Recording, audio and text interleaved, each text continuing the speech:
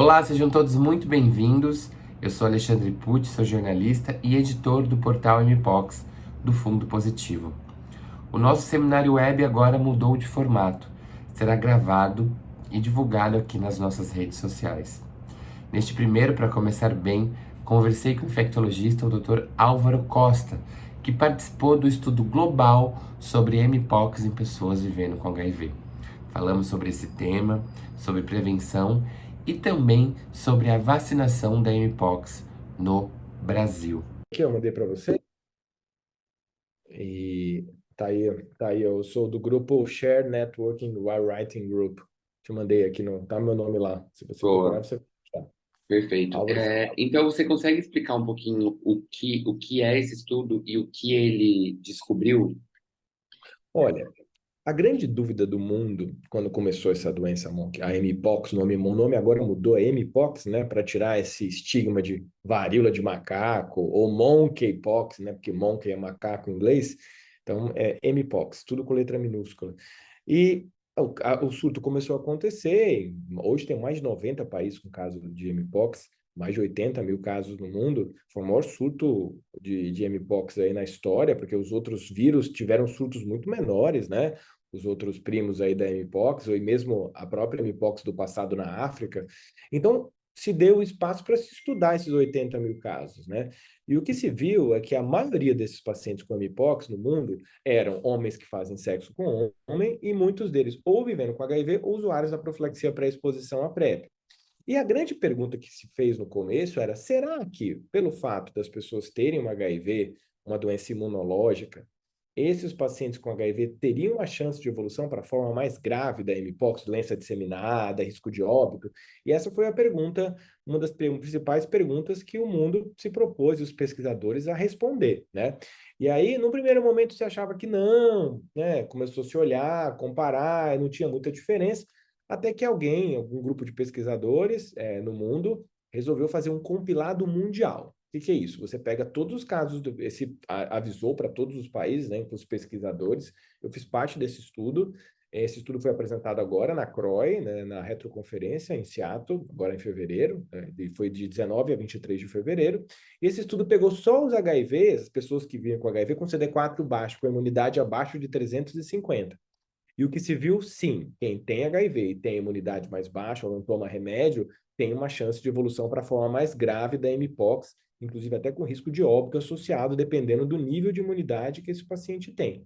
Por que é tão importante isso, né? Se eu sei que nesse grupo tem um risco maior de gravidade, eu tenho que fazer com que as pessoas tomem o remédio, estejam bem do ponto de vista do HIV, os antirretrovirais, e priorizar a vacina para esse grupo, né?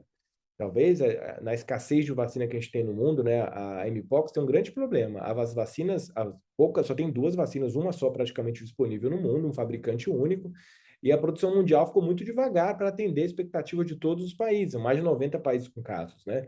Então, esse estudo mostra a importância das pessoas que vivem com HIV estarem detectáveis, tomarem os antirretrovirais direitinho, e também a necessidade do Brasil, né, do ponto de vista de saúde pública, pensar quando chegar essas vacinas para o Brasil, priorizar para pessoas que vivem com HIV. Realmente é um grupo que vale a pena a gente ter uma certa prioridade na vacina, né? Álvaro, mas por exemplo, uma pessoa que vive com HIV e está em tratamento, há alguma chance dela desenvolver um estado mais grave da Mpox? Se ela está em tratamento direitinho, tomando a medicação dos antirretrovirais, o risco de ter forma grave é igual a pessoa que não tem HIV. É a mesma coisa da Covid, né? A gente, no começo da Covid, tinha dúvida de quem tinha HIV e tinha chance de ter Covid grave. E depois a gente foi ver que não, né? Basicamente, são os pacientes que têm HIV que estavam com a imunidade mais baixa. A mesma coisa é a Mpox. Na Mpox é o seguinte: se você tem HIV e está indetectável, você pode ter uma doença muito branda e vai ter uma doença branda leve. Vai aparecer umas lesões no genital, pode dar febre, dor no corpo, íngua, carocinho, mas usualmente é uma doença de um curso muito rápido, né? É uma doença mais, assim, o estigma é algo mais complexo, que também é uma coisa que a gente precisa discutir, principalmente na comunidade LGBTQIA+, porque isso precisa falar sobre isso, mas a evolução clínica em HIV, pessoas que vivem com HIV, que estão em tratamento, é praticamente igual a alguém que não tem HIV. Então, a preocupação é não pegar a doença, mas risco de gravidade pequeno, muito pequeno. Só se for alguém com HIV com imunidade muito baixa. E, e você acha a importância desse estudo também é um alerta sobre a prevenção do HIV? Sim. Como você faz uma análise, como o Brasil está no quesito prevenção do HIV? Olha, a prevenção do HIV no Brasil hoje é assim, nós temos ferramentas maravilhosas, como a PrEP, a PEP, mas elas não alcançam as populações que a gente gostaria que, ela alcance, que essas ferramentas alcançassem. Populações pretas, pobres, periféricas, pessoas trans são totalmente invisíveis para a profilaxia no Brasil. Então, é a mesma coisa. Você tem lá uma caneta linda, maravilhosa, perfeita, mas você não consegue escrever com ela, né?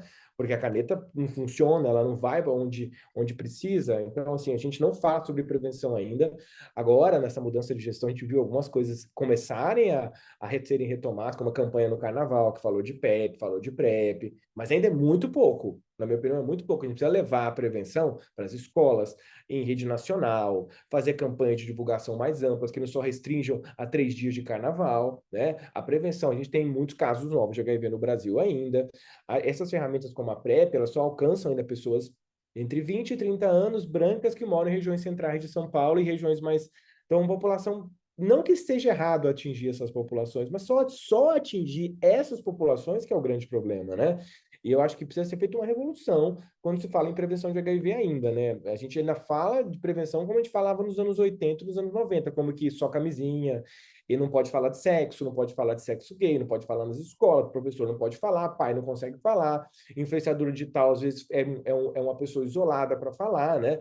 A campanha de implementação, olha que bárbaro, Alexandre, a campanha de implementação de PrEP no Peru, nosso vizinho aqui, que é um país também considerado um país de baixa renda como a gente, eles pegaram e chamaram todos os influenciadores digitais do país para fazer uma campanha de divulgação de PrEP, porque a gente sabe hoje que o jovem, o adolescente, ou mesmo não necessariamente essas populações, mas um pouco mais de idade, eles consomem muito internet, rede social. Então é importante envolver muitas pessoas nesse processo de expansão de PrEP no Brasil. Ainda é muito ruim, ainda é muito pouco. Nós temos 80 mil pessoas tomando PrEP no Brasil, que começaram, na verdade. Muitas abandonaram, não continuaram, desde que começou em 2018, né? Então é muito pouco. É pouco, é nada. Tem que ter muito mais. Eu tenho que falar de prevenção. Eu preciso colocar na boca de um adolescente, de um menino jovem gay, ou de uma menina trans, um menino trans, PrEP é automático. A gente fala, perguntar para PrEP para uma pessoa que mora na região mais periférica, que é uma pessoa pobre, preta aqui em São Paulo, não sabe nem o que existe isso.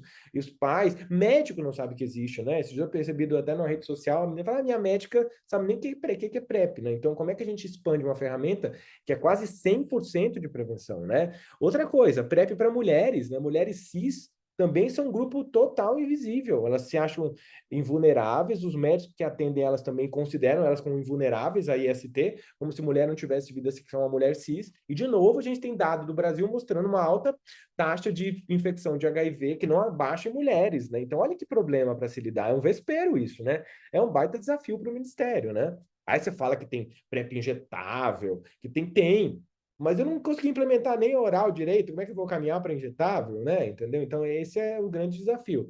Eu sou um médico que tem um interesse natural por isso, né, de querer expandir essas coisas, mas eu gostaria de ver isso expandir em saúde pública, a nível nacional, né, a nível global, né, a PrEP, essa questão da PrEP não é só um problema do Brasil, né, a Covid atrapalhou muito nos últimos 2 anos a implementação da PrEP no mundo, né, porque as pessoas não tinham acesso a serviço, né, então a PrEP ainda, o fenômeno da PrEP elitista é igual nos Estados Unidos, é igual. No Congresso agora a gente de novo discutiu pela milésima vez que a população preta, que os gays pretos americanos não têm acesso a nada, eles morrem, não têm acesso a tratamento, eles não tomam PrEP. E no Brasil é um pouco parecido, a mortalidade de HIV nas pessoas pretas é maior do que as pessoas brancas, muito mais. Isso é um fenômeno social que acontece em quase todas as doenças infecciosas, né? Mas a gente não pode olhar esse dado e ficar confortável com isso, né? Tá? E Álvaro, para encerrar, qual a dica que você dá de prevenção para as pessoas? Assim? Porque eu acho que agora falar sobre prevenção vai ter que falar de uma forma conjunto com HIV, né? Porque uma pessoa ela precisa se testar sempre agora, porque senão ela pode ter HIV, virar doença, Sim. pegar uma prótese e morrer. Então, qual a dica você dá aí A para dica prevenção? A dica é que a gente não tem que ter medo de falar de sexo, a gente não tem que ter julgamento sobre como você tem que fazer uma análise da sua vida sexual, o que você faz, o que você gosta de fazer e qual é a sua zona de vulnerabilidade. Ah, eu gosto disso, daquilo, daquilo, ok. O errado não é você gostar daquilo de A, B, C, D. O errado é você não usar todas as ferramentas de prevenção. Hoje, o sexo protegido é um sexo combinado de estratégias, né? Eu não posso me apoiar em camisinha, só em PrEP, só em PrEP. Eu tenho que combinar as estratégias. Então, você que tem uma vida sexual ativa, que você que às vezes não usa camisinha, às vezes tem algum momento que todo mundo tem, e essa questão de não usar acontece com todo mundo, não se julgue e se acha a pior pessoa do mundo, porque você às vezes não usa 100% preservativo, isso é um fenômeno quase que universal, mas saiba que você pode estar bobeando e não usar as outras ferramentas. Por exemplo, você que está aqui pensando o que você pode fazer hoje na sua vida sexual. Primeira coisa, faça teste. Vá lá, se teste para tudo, para hepatite, para sífilis, HIV. Aproveita o momento e vê que se você tem que atualizar suas vacinas de IST. Tem vacina de hepatite, tem vacina de HPV disponível no SUS, então aproveita e toma as vacinas. Terceiro, doutor, eu acho que eu sou muito vulnerável, não consigo usar camisinha todas as vezes, até tento, mas não consigo. PrEP, começa a tomar PrEP, tem PrEP disponível no SUS. Ah, se eu não quero tomar PrEP, mas no dia que acontecer uma merda, eu tenho a PEP até 72 horas para tomar. Então, isso tem que estar automático na cabeça das pessoas, que sexo não é errado. A gente ensina ainda IST de uma forma totalmente criminosa para as pessoas, mostrando foto de pinto, tudo errado, com lesão. Isso assusta as pessoas. A gente não traz a naturalidade de uma relação sexual, das pessoas sentirem prazer, não sentirem culpa depois e se prevenirem. E se acontecer de pegar um IST, ok, pode acontecer, mas o ruim é acontecer sem você ter usado nada disso que eu acabei de comentar para todo mundo agora. Vacina, testagem, existe teste rápido disponível no SUS para todas as ISTs. Então não precisa ser um cara, ah, eu não tenho um convênio. Vai no SUS, vai, testa para tudo, toma as vacinas todas no SUS, toma PrEP disponível no SUS, acompanha no SUS, é tudo no SUS. Então, assim, não tenha medo, vergonha de expor a sua vulnerabilidade. Quando a gente entende a nossa zona de problema ali, onde eu estou entrando, que eu estou errando, entre aspas, errando, porque às vezes o erro é falta de conhecimento, eu consigo corrigir as coisas, entendeu? Então é muito legal você ver, de repente, hoje, eu atendi uma mulher esses dias, estava tomando PrEP. Ela falou assim: olha, doutor, eu sou mulher, eu transo, eu gosto de transar, tenho tesão, saio, cada semana saio com um cara diferente, não tem nada de errado nisso. Ela tá solteira e pode fazer isso. E eu quero tomar PrEP, porque eu não confio nos caras, os caras tiram camisinha. E por que que eu vou ficar mais vulnerável se eu dei vacina de HPV para ela tá testando toda hora? E ela falou assim: hoje eu me sinto até melhor na minha performance sexual, porque eu consigo me entregar mais. Eu tinha medo de tudo, entendeu? Então, olha só, a PrEP e a prevenção traz para quem está usufruindo de todo esse contexto de uma liberdade, até uma certa evolução da performance sexual. Tem estudo que mostra isso, né? Quem entra nessa prevenção de testar, de fazer exame, tomar vacina, tomar PrEP, PEP, se sente mais confortável na atividade sexual e até desempenha melhor, porque tira aqueles mitos da cabeça de ST que vai pegar, nananana. Então, é uma oportunidade, é uma saúde integral, né? Sexualidade e ST. E, infelizmente, hoje, é que eu falei na pergunta anterior, né? As pessoas têm medo de falar de sexo, têm medo de falar de prevenção, querem colocar a camisinha como a única estratégia de prevenção, esquecem de falar de tudo, de teste. Aí a pessoa fala assim: ah, eu me testei para HIV, negativo. Aí nunca mais se testa. Como se ela nunca mais fosse vulnerável. Não é testar, tem uma rotina de testagem. Então você tem que ter isso na cabeça. Você não tem rotina de fazer academia, tomar whey, faz aeróbicos. Meu, é a mesma coisa, tem que ter atividade da atividade física da dieta da vida sexual. Se você transa, você é um ser transante, todo mundo geralmente é um ser transante, isso tem que estar incorporado. A grande dificuldade, Ale, é colocar isso na cabeça das pessoas de uma forma leve, de uma forma tranquila. E isso o governo não consegue fazer ainda, porque se fala de prevenção de ST semana passada. Agora, quando vai falar? Julho, parada, dezembro, vermelho. Mais nada. Entendeu? Aí fica tudo dependente de 3 datas. Isso tem que ser constante, né? Então, esse é um recado que eu gostaria de passar, que a gente precisa falar disso. E Álvaro, a questão da vacina da monkeypox, como que tá, essa questão? Você sabe qual é a O Brasil expectativa? o Brasil recebeu uma doação que vai ser de poucas doses, que vai ser utilizada para estudos, não vai ser. A gente não tem ainda um planejamento do Programa Nacional de Imunizações de quando uma campanha nacional começaria, para quem seria. Obviamente, a gente vacinar, tivesse que ter uma priorização de vacina, que nem está começando a campanha de vacina de Covid hoje, que a gente está vacinando só as pessoas idosas, que têm acima de 70 anos, com a vacina bivalente. Então, com quem eu vacinaria hoje para monkeypox? Pessoas que tomam PrEP, pessoas que vivem com HIV, homens, só homens, porque a doença concentrou 99% em homens, e para começar, entendeu? Então, se a gente não viu nenhum ensaio ser divulgado de planejamento, talvez isso possa acontecer nos próximos meses. Existe uma dificuldade mundial de conseguir vacina para monkeypox, são poucos produtores. Em contrapartida, a doença melhorou, e isso pode ter sido um estímulo também para se não pensar e não se aprofundar esse planejamento de vinda de vacina, porque como é que você fala agora em vinda de vacina, essa doença caiu 95, 96%, mas agora vem a grande prova, pós-carnaval. Deixa eu ver o que vai acontecer. A gente precisa olhar os dados da monkeypox agora, depois do carnaval, para entender se essa doença realmente diminuiu muito a circulação, ela está ali meio quietinha e pode voltar a acontecer. Tem mais alguma coisa do estudo que você acha importante colocar no vídeo? Não, acho que está perfeito. Isso, né? Deixa eu Um parar ponto. aqui a gravação.